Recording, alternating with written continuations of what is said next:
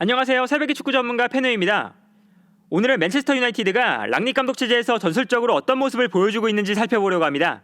랑닉이 팀을 맡은 이후로 맨유는 7경기에서 4승 2무 1패를 기록하고 있습니다.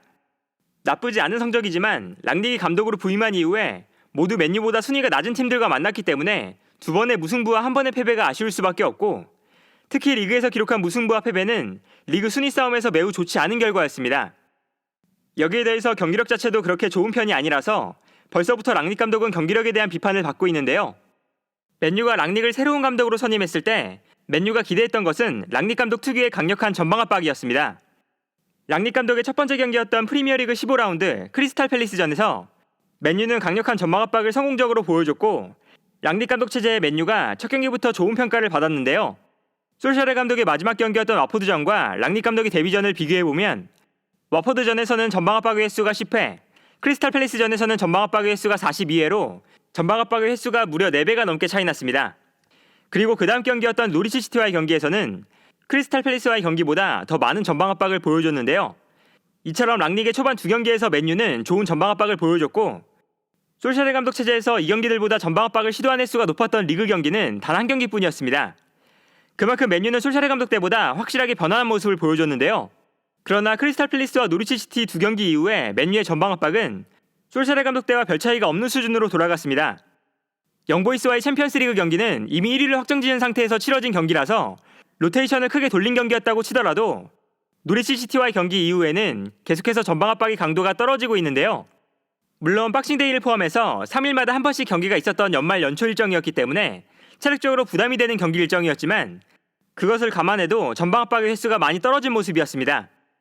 그리고 모든 경기의 평균을 내보면 솔샤르와 랑닉 감독 체제의 전방 압박 횟수가 거의 비슷한 수준인데요. 솔샤르 감독 체제에서 맨유는 이번 시즌 내내 압박이 허술하다는 것이 문제로 지적되고 있었고, 맨유는 강력한 압박으로 유명한 랑닉이 오면서 압박에 대한 변화를 기대했는데 아직까지는 큰 변화가 나타나고 있지는 않습니다. 실제로 현재 맨유는 프리미어리그에서 전방 압박이 4번째로 낮은 팀인데요. 여기서 문제는 랑닉이 압박을 위해서 수비라인을 끌어올린 상태로 경기를 하기 때문에 전방 압박이 강하게 이루어지지 않으면 상대의 역습에 취약해질 수밖에 없다는 것입니다.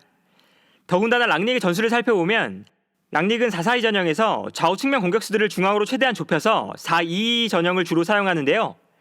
랑닉이 이렇게 중앙에 선수들이 밀집한 전형을 사용하는 이유는 강력한 전방 압박을 시도하기 때문입니다. 선수들이 좁은 간격으로 밀집해 있다가 상대팀이 볼을 전개하는 쪽으로 빠르게 달려나가게 되고, 볼이 있는 지역에서 수적인 우위를 만들면 수적 우위를 바탕으로 강한 압박을 시도하는 전략인데요. 여기서 문제는 선수들이 한 공간에 쏠려 있는 만큼 압박이 제대로 이루어지지 않으면 순간적으로 엄청나게 많은 공간이 발생한다는 것입니다. 예를 들어 경기를 보면 랑닉 감독 체제에서 맨유는 이렇게 많은 선수들이 중앙에 밀집해 있는 장면이 많고, 밀집해 있는 선수들이 상대를 강하게 압박했습니다. 그러나 선수들이 한 지역에 몰려있기 때문에 반대편에는 공간이 발생할 수밖에 없고, 맨유가 볼을 빼앗지 못하면 상대팀이 비어있는 공간으로 편하게 볼을 전개할 수 있는 것인데요. 이처럼 선수들이 밀집해 있기 때문에 발생하는 공간은 랑닉 감독의 약점이라고 할 수 있고, 심지어 울버햄튼이 맨유에게 승리한 경기에서 울버햄튼의 브루노 라즈 감독은 맨유의 측면 공격수들이 중앙으로 들어와서 좁은 전형을 만들 때 측면 공간을 노렸다고 인터뷰했습니다. 결과적으로 맨유는 전방 압박을 위해서 선수들이 중앙에 밀집해 있지만 전방 압박이 제대로 이루어지지 않으면서 공간을 내준다는 것이 가장 큰 약점인데요. 맨유의 압박이 제대로 이루어지지 않는 것은 아직 전방 압박을 위한 조직력이 제대로 갖추어지지 않았다는 문제도 있고, 맨유의 공격수들 중에서 압박이 뛰어난 선수가 부족하다는 것도 문제라고 할 수 있습니다. 호날두, 카바니, 브루노 페르난데스, 라시포드, 산초, 그린우드까지 맨유의 주전 공격수들 중에서 압박이 뛰어나다고 평가받는 선수는 카바니와 브루노 페르난데스 2선수뿐인데요. 실제로 맨유의 공격수들은 압박에 취약한 모습을 보여주고 있습니다. 프리미어리그 전체에서 선수들이 전방 압박을 시도한 횟수를 살펴보면 50위 안의 맨유 선수는 브루노 페르난데스 단 한 선수뿐인데요. 100위까지 범위를 넓혀봐도 브루노 페르난데스, 그린우드, 산초까지 3명의 선수밖에 없습니다. 또한 기록을 봐도 강한 전방 압박을 보여준다고 평가받고 있는 선수들은 90분당 8번에서 10번 정도의 전방 압박을 시도하고 있는데, 맨유의 공격수들은 확실하게 압박을 시도한 횟수가 적다는 것을 알 수 있습니다. 그만큼 맨유는 전체적으로 공격 라인에서 적극적인 압박이 부족한 팀이라고 할 수 있는데요. 특히 랑닉 감독이 부임한 이후로 리그 5경기에서 모두 풀타임을 소화하고 있는 호날두가 부족한 압박 때문에 많은 비판을 받고 있습니다. 맨유의 공격수들끼리 비교해봐도 호날두는 맨유의 다른 공격수들에 비해서 전방 압박을 시도한 횟수가 현저하게 낮은 수치를 기록하고 있는데요. 앞서 살펴본 것처럼 맨유의 공격수들은 전체적으로 압박에 좋은 모습을 보여주지 못하고 있는데 호날두는 맨유의 공격수들 중에서도 압박을 가장 못하는 선수라고 할 수 있습니다. 사실 호날두는 랑닉이 부임한 첫 경기에서 성실하게 압박을 시도했다고 평가받았습니다. 이 경기에서 호날두는 8번의 전방 압박을 기록했는데 이 기록은 이번 시즌 호날두가 출장한 모든 경기를 통틀어서 가장 많은 압박을 시도한 기록이었습니다. 그러나 그 다음 경기부터 호날두의 전방 압박은 다시 줄어들고 있고 랑닉이 오기 전과 비슷한 수준의 전방 압박을 보여주고 있는데요. 맨유 공격수들의 압박이 부족한 상황에서 호날두가 압박에 좋지 않은 모습을 보여준다는 것은 랑닉이 추구하는 강력한 압박 축구에 문제가 될 수밖에 없습니다. 그리고 이렇게 맨유의 공격수들이 랑닉의 강력한 압박 축구에 적응하는 데 어려움을 겪으면서 맨유는 전방에서 강한 압박을 시도하다가 오히려 상대에게 공간을 허용하고 기회를 내주는 장면이 많아지고 있습니다.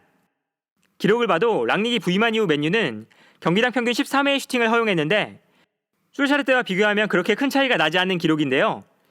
더군다나 맨유는 랑닉이 부임한 이후에 상대적으로 전력이 약한 팀들, 특히 노리치 시티, 뉴캐슬, 번리처럼 강등권에 있는 팀을 만났다는 것을 생각하면 맨유는 상당히 많은 슈팅을 허용하고 있습니다. 또한 맨유의 압박이 제대로 이루어지지 않으면서 공격적으로도 문제가 발생하고 있습니다. 랑닉의 축구에서 전방 압박은 수비할 때도 필요하지만 공격할 때도 필수적인 부분인데요. 먼저 랑닉은 짧은 패스보다 과감하게 수비 뒷공간으로 롱패스를 보내주는 것을 선호합니다. 기록을 봐도 솔샤르 체제에서 맨유는 어깨보다 높게 패스를 시도한 횟수가 79.3회였는데 랑닉 체제에서는 볼을 띄워주는 패스가 많아지면서 101.5회로 크게 늘어났습니다. 전방을 향해서 과감하게 롱패스를 보내주고 공격수가 상대 수비수와 볼을 경합하는 상황을 만들어주기 위한 선택인데요. 다소 패스가 부정확할 수도 있지만 상대 수비수는 볼을 경합하는 상황에서 이미 압박을 받고 있는 상태고 상대 수비수가 볼을 잡는 순간 선수들이 볼이 있는 지역으로 빠르게 올라가면서 자연스럽게 강한 압박으로 연결하는 것입니다. 그리고 압박에 성공해서 볼을 빼앗는 순간 좋은 찬스가 만들어지는 것인데요. 그러나 맨유가 현재 전방 압박에 문제가 있는 만큼 랑닉이 원하는 공격 전개 방식이 제대로 이루어지고 있지 않습니다. 또한 랑닉 감독 체제에서는 브루노 페르난데스의 역할이 애매해진다는 것도 문제라고 할 수 있습니다. 브루노 페르난데스는 그동안 4-2-3-1의 공격형 미드필더 자리에서 팀의 핵심적인 역할을 수행했는데요. 4-2-3-1 전형에서는 브루노 페르난데스가 경기장 전체를 돌아다니면서 공격을 풀어주고 볼을 받았을 때 달려나가는 공격수들에게 패스를 보내주는 것이 맨유의 가장 주요한 공격 전개 방식이었습니다. 그러나 랑닉 감독 체제에서는 4-2-2 전형에서 브루노 페르난데스가 좌우 측면에 배치되기 때문에 솔샤르 감독 체제와는 움직임이 확실하게 달라졌습니다. 측면에서 플레이하는 만큼 브루노 페르난데스가 플레이하는 위치가 측면으로 한정되어 있는데요. 브루노 페르난데스의 히트맵을 보면 이번 시즌 브루노 페르난데스는 공격 라인 전체를 돌아다니고 있지만 랑닉이 부임한 이후에는 확실히 측면에서 플레이하는 시간이 많아졌습니다. 그러나 이때 문제는 브루노 페르난데스가 측면에서 뛰는 만큼 중앙에서 뛰는 빈도가 줄어들었기 때문에 맨유는 중앙에서 공격을 풀어줄 선수가 사라진다는 문제가 발생했습니다. 더군다나 프레드나 맥토미니, 마티치 같은 중앙 미드필더들이 올라와서 공격을 풀어주는 유형의 선수들도 아니라서 맨유의 공격이 답답해지는 모습을 보여줬는데요. 또한 브루노 페르난데스가 측면에서 플레이하면 최대한 중앙으로 들어와서 플레이한다 하더라도 측면으로 돌아 뛰어야 하는 상황이 많아지는데 브루노 페르난데스는 측면에서 돌파하는 능력이나 스피드가 부족한 선수라서 최근 브루노 페르난데스는 그렇게 좋은 모습을 보여주지 못하고 있습니다. 다만 최근 FA컵에서 랑닉 감독이 브루노 페르난데스의 위치를 중앙으로 기용하려는 모습을 보여주기도 했기 때문에 앞으로 브루노 페르난데스의 위치가 어떻게 변화하느냐를 지켜봐야 하지 않을까 하는데요. 또한 측면 수비수들의 공격력도 문제라고 할 수 있는데 랑닉은 좌우 측면 공격수들이 중앙으로 최대한 좁혀서 플레이하기 때문에 공격할 때 좌우 풀백의 공격 가담이 중요하지만 루크쇼를 제외하면 텔레스, 달로, 와미사카까지 맨유의 풀백들이 공격적으로 만족스러운 공격력을 보여주지 못하고 있습니다.